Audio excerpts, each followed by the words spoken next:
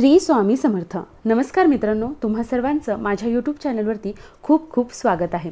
तुम्हाला आजचा दिवस सुखाचा, समाधानाचा आणि आनंदाचा जावो हीच स्वामींच्या चरणी प्रार्थना। चला तर मग आज एका नवीन व्हिडिओला सुरुवात करूया। यंदाचा म्हणजे 2026चा जो श्रावण महिना आहे तो 13 ऑगस्ट गुरुवारपासून सुरू होत आहे। उद्या 12 ऑगस्टला दीप अमावस्या आहे आणि या महिन्याचा जो शेवट आहे तो पिठोरी अमावस्येला संपतो। हिंदू धर्मामध्ये श्रावण महिना हा धार्मिकदृष्ट्या अत्यंत पवित्र आणि शुद्ध मानला जातो।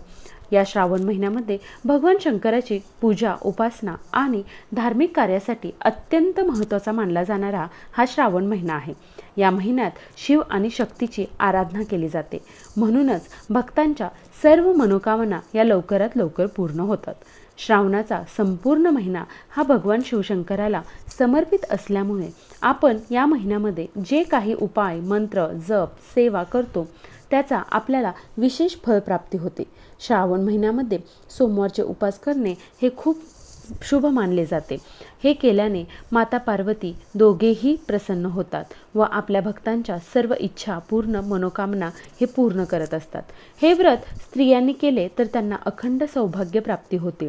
श्रावण महिना हा भगवान शंकराचा आवडता महिना आहे, म्हणून या महिन्यामध्ये भगवान शंकराची पूजा केल्याने सुख, शांती, समृद्धी प्राप्त होते।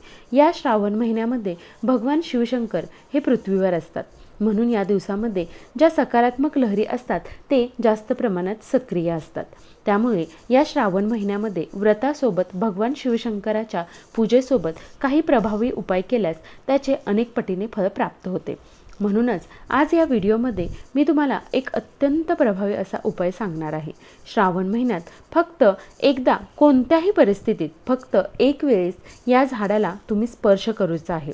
शत्रू तुमच्यापुढे लोटांगण घालतील, तुमच्या घरामध्ये भरपूर पैसा येईल, 7 पिढ्यांचे दारिद्र्य नष्ट होईल आणि पैसा भरपूर असल्यामुळे तुमच्या सर्व इच्छा आणि मनोकामना देखील लवकरात लवकर पूर्ण होतील।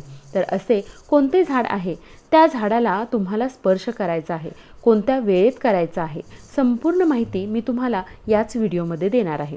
त्यामुळे हा व्हिडिओ स्किप न करता शेवटपर्यंत बघा आणि माहिती आवडल्यास लाईक आणि शेअर करायला विसरू नका आणि बेल आयकॉनला नक्की प्रेस करा, ज्यामुळे तुम्हाला असेच माहितीपूर्ण व्हिडिओ लवकरात लवकर बघायला मिळतील आणि हाईप द्यायलाही विसरू नका। आता मी तुम्हाला जो उपाय सांगणार आहे तो उपाय आपल्याला श्रावण महिन्यात करायचा आहे। श्रावण महिना संपण्याआधी करायचा आहे, तर आधी कोणत्याही दिवशी तुम्ही हा उपाय करू शकता आणि जर तुम्हाला शक्य असेल तर तुम्ही हा उपाय सोमवारच्या दिवशी करावा। हा उपाय सोमवारी केल्याने त्याचे अनेक पटीने फळ प्राप्त होईल। यंदा श्रावण महिन्यामध्ये एकूण 4 सोमवार हे आलेले आहेत, त्यातील एक सोमवार हा नागपंचमीच्या दिवशीचा आहे, तर उरलेले 3 जे सोमवार आहेत तर तुम्ही या सोमवारी देखील हा उपाय करू शकता। जर तुम्हाला सोमवारच्या दिवशी हा उपाय करणे शक्य नाही झाल्यास तुम्ही इतर कोणत्याही दिवशी हा उपाय करू शकता। जर तुम्हाला कोणत्याही कामामध्ये यश मिळत नसेल, कितीही मेहनत करून हवा तेवढा पैसा तुमच्याकडे येत नसेल, कधी कधी आपलं एखादं अत्यंत महत्त्वाचं काम अडकलेलं असतं, खूप मेहनत करून खूप स्वतःचा वेळ देऊनही ते काम पूर्ण होत नाही आणि कधी कधी ते काम होत आलेलं असतं, परंतु अशा काही अडचणी येतात ज्यामुळे काम होता होता राहतं किंवा तुमच्या कष्टाला, मेहनतीला तुम्हाला हवं असं फळ मिळत नाही। तेव्हा आपल्या कुंडलीतील ग्रह हे कमकुवत असतात, तेव्हा आपल्या प्रयत्नांना कधीच यश मिळत नसतं आणि म्हणूनच विशेष स्थितीवर आपण काही उपाय जर केले तर आपल्या कुंडलीतील ग्रह हे मजबूत होतात आणि त्यामुळे आपल्याला प्रत्येक कामामध्ये यश मिळायला सुरुवात होते।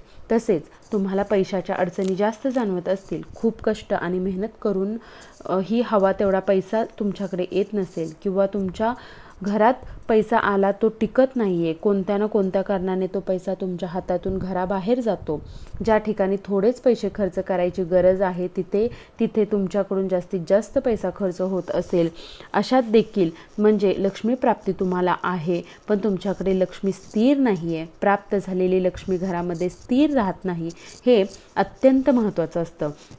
आणि म्हणूनच लक्ष्मीला घरात स्थिर ठेवण्यासाठी आणि आपल्या आर्थिक अडचणी सर्व दूर होण्यासाठी हा उपाय अत्यंत प्रभावी मानला जातो.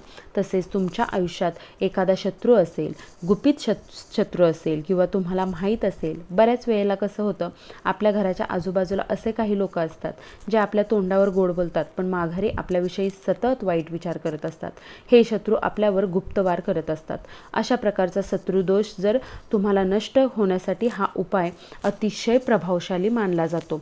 तसेच तुमच्या घरामध्ये सतत वादविवाद, भांडणे होत असतील, घरातील सदस्यांमध्ये मतभेद असतील, कोणाचंही एकमेकांसोबत पटत नसेल, त्यामुळे देखील तुम्ही हा उपाय श्रावण महिन्यामध्ये नक्की केलात तर तुमच्या घरातील सर्व वादविवाद, भांडणे दूर होतील.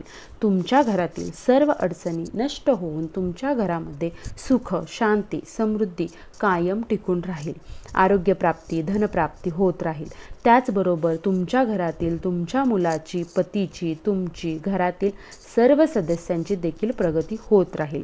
तसेच तुमच्या मनातील कितीही कठीण इच्छा असो ती लवकरात लवकर पूर्ण होईल. 100% प्रयत्न करूनही आपली इच्छा पूर्ण होत नाही तर श्रावण महिन्यामध्ये या झाडाला स्पर्श केला तर तुमच्या मनात कितीही कठीण इच्छा असो ती लवकरात लवकर पूर्ण होऊन आपल्या वास्तुशास्त्रामध्ये अशी काही झाडे झुडपा सांगितलेली जातात, त्यामध्ये देवी देवतांचा वास असतो, त्या झाडांमध्ये एक दैवी शक्ती असते. म्हणून विशेष स्थितीवर आपण त्या झाडांसंबंधित काही उपाय जर केले तर ती दैवी शक्ती आपल्याला प्राप्त होत असते.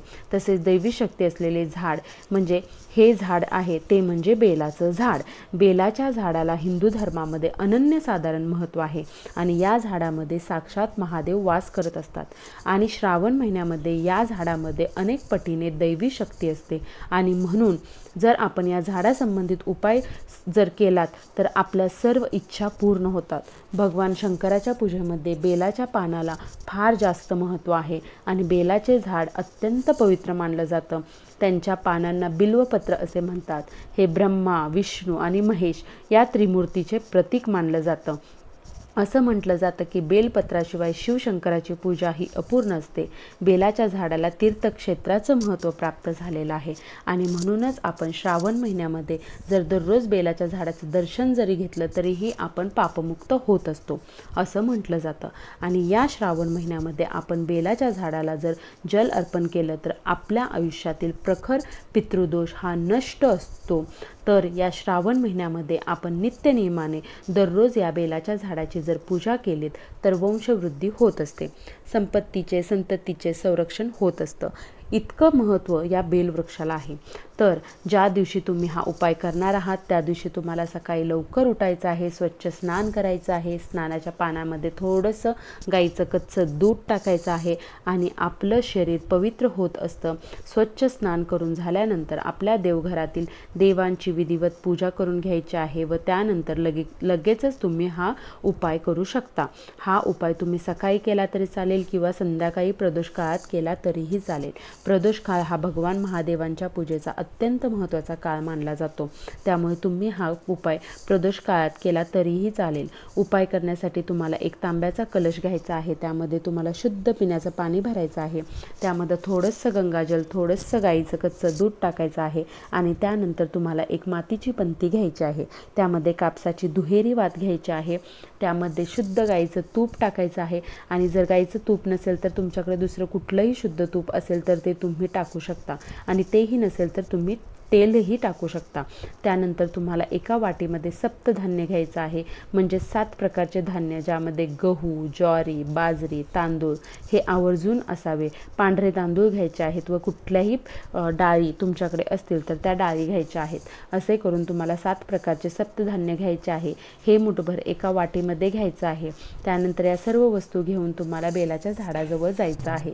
तिथे गेल्यानंतर तुम्हाला उत्तरेकडे तोंड करून बसायचं आहे. त्यानंतर सर्वप्रथम तिथे तुम्हाला हा दिवा प्रज्वलित करायचा आहे. उदबत्ती असेल तर ती लावायची आहे. त्यानंतर ते जल जे आपण आणलेलं आहे तांब्याच्या कलशातून ते आपल्याला दोन्ही हातांनी त्या झाडाला अर्पण करायचं आहे आणि जल अर्पण करताना ओम नमः शिवाय, ओम नमः शिवाय म्हणत राहायचं आहे. त्यानंतर ते सप्तधान्य आपल्याला आपल्या हातामध्ये घ्यायचं आहे आणि महामृत्युंजय मंत्राचा 11 वेळा जप करायचा आहे. शक्य असेल तर 108 वेळा तुम्ही करू शकता. आणि त्यानंतर ते सप्तधान्य जे आहे ते तुम्हाला हातामध्ये ठेवून आपल्या मनोमन आपल्याला जी काही इच्छा आहे ती व्यक्त करायची आहे आणि ते सप्तधान्य आपल्याला त्या झाडाच्या मुळाशी अर्पण करायचं आहे.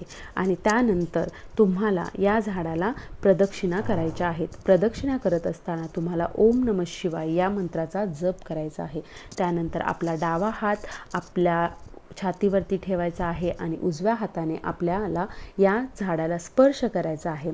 त्यानंतर आपल्याला मनोमन आपली इच्छा व्यक्त करायची आहे आणि तुमच्या काही अडचणी असतील तर त्या देखील अडचणी दूर व्हाव्या यासाठी देखील प्रार्थना करायची आहे. शत्रुदोष दूर व्हावा किंवा पैशाच्या अडचणी असतील तर त्या दूर व्हाव्या यासाठी मनोभावे प्रार्थना करायची आहे. तुम्हाला जी काही इच्छा आहे ती व्यक्त करून पुन्हा दोन्ही हात जोडून परत एकदा ती इच्छा मनोभावे मागायची आहे. अशा पद्धतीने हा अत्यंत साधा, सोपा आणि छोटासा उपाय जर तुम्ही मनोभावे केला तर तुम्हाला या श्रावण महिन्यामध्ये कोणत्याही दिवशी हा जर तुम्ही उपाय केला तर तुमची मनोकामना ही निश्चितच पूर्ण होणार आहे. आणि या बेलाच्या झाडाला स्पर्श करून कोणतीही इच्छा आपली व्यक्त केली तर भगवान महादेव भक्तांच्या सर्व इच्छा ह्या मनोकामना पूर्ण करतात असं पुराणांमध्ये म्हटलेलं आहे. संपूर्ण विश्वाची